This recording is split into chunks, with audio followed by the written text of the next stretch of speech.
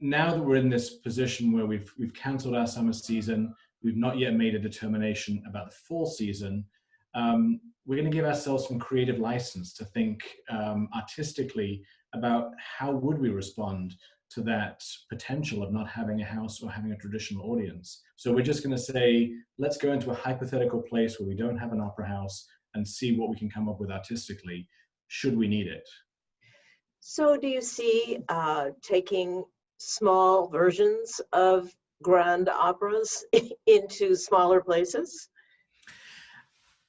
I think it's really interesting to think about the kinds of venues that we might be able to use. So to me, I think the question is, are there non-traditional venues where we'll have more chance of creating live performance, whether that be outside, whether that be some companies have already sort of exploring the idea of drive-in type scenarios. Right.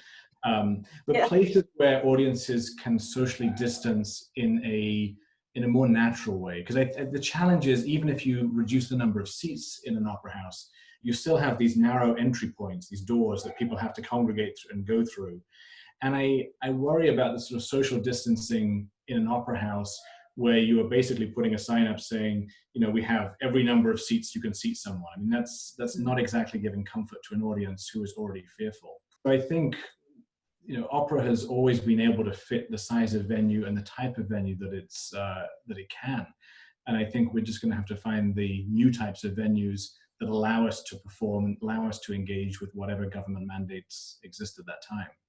But I think the kinds of themes we're looking at are, first of all, if we can get back into a venue, and if we can assemble a small group at least of artists and technicians, what kind of digital work can we create that takes you a step beyond the current at-home projects? And I have to say, I love the current at-home project. So I think the question is, once we can get back into a facility, how do we create the right kind of facility that will permit really emotive recording, maybe with small chamber groups? So I think that's one group of possibilities. And then again, I think in terms of whether it's outdoor or working in non-traditional spaces, just developing the infrastructure as a company where we can be nimble and responsive, move quickly, set up quickly, and bring art to the public. Often you see these smaller versions of operas going into different communities. Is that sort of what you're looking at? It's a really interesting question, Susan. We're a company for which only 30% of our audience comes from the actual city of San Francisco. The majority of the rest of the audience comes from the wider Bay Area. And that was already getting challenging for people. It was on a Friday night, it's 2 hours drive from Palo Alto to the city of San Francisco. And so we've already been grappling with these questions of people, opera lovers, having to make these tough decisions about, am I willing to make that 2-hour commute into the city that used to be a 45-minute commute? Right. And so these issues of where people access the art were already something that we were really trying to think through as a company. And one of the things I've begun to think about is, depending on how long the social distancing and stay at home continues for, will people's behavior change? Again, even once there's a vaccine, will people be less inclined to commute for entertainment or even commute for work? And so I think it's interesting to think about, as we respond to the immediate challenge, again, how the solutions that we may find in the immediate future allow us to think about the longer term relationship we have with our community, because that may become something quite different by necessity. And so it's made me think a lot about just what it is to be grand opera. And in a weird way, I think grand opera is less about the space and the forces and more about the emotions and the grandness of the emotions. We can recreate that in smaller venues with different approaches and still feel that sense of taking people on this incredible journey into the human spirit. So I feel like as an art form, we are a lot more resilient than the dictates of any particular space. I think once we get back into the opera house and are allowed back into the opera house, it will probably be important to focus on things where we can be quickly responsive, which will mean what's in our warehouse, what do the crew know well, what do the orchestra know well, what do the chorus know well, how quickly can we move into performance mode and get art in front of the public without waiting for too long. And so I think a lot of it's going to depend on the comfort level that we have as a company with bringing something to that point in the process. And I think the more we've thought about this and thought about the future, we've just come to realize that we have, as heartbreaking as this situation is, it is giving us a chance to think at a level of creativity such that we could never have conceived before, because we have to. We have to think creatively. Yeah. I think from the beginning, even from the very get-go of this, we knew that we wanted to support the company members to the degree possible. We think of ourselves as a family. We think of ourselves as a company that's bringing together all of these elements. And I think in a crisis, we want to protect that family as much as possible. And so, yes, we did guarantee compensation and benefits to those people who were expected to work through May 3rd. And then as we've come into what should be now our ramp up, we should be starting rehearsals on Tuesday for the summer season. We were so fortunate to be able to apply for and to receive one of the Paycheck Protection Program loans. Right.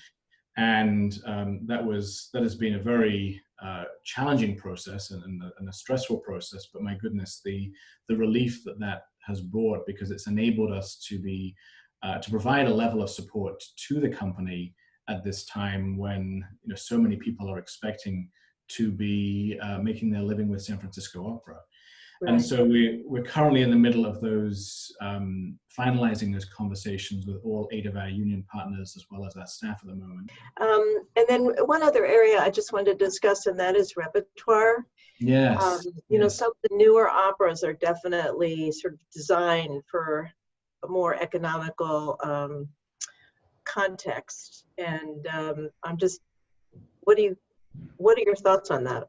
Well, it's an interesting jigsaw puzzle between what we already have planned, being so planned for so far out, right, and what we can access and make possible. And so the idea of thinking about what we have easily to hand, whether in our warehouse, the whole question of bringing in foreign artists and getting the visas is a huge issue for the field, operatically, symphonically, and so forth. Sure. And so that's something that we're grappling with at the moment. Does one have to recast? Can we expedite some of the visa processes? What is happening with the visa process? So there's a lot of logistics there. And then I think the other element of repertoire is also, what are the kind of pieces that people want to engage with coming out of this? And what are the pieces that can provide catharsis and joy and beauty? And this is where we are opening the season with Fidelio, with our new music director, Unsung Kim. And right. We just dearly hope that in some fashion that can happen, because that piece could not be better suited right. to where we are at the moment. I think it's going to be more about how do we get stuff on quickly, and then be very thoughtful about, if we are in other venues, what brings the most comfort, what brings the most beauty to people, as they try and grapple with what's happening emotionally themselves at the moment. Right. We just have to be responsive. We have to be reflective of our community's needs and be able to provide art that engages with that. And we don't quite yet know what that will be, but I do know that beauty and catharsis, it's certainly the things that I am searching for at the moment, and that can be within contemporary music or music of earlier eras. But I'm certainly reaching for the pieces that take me deep in my soul at the moment.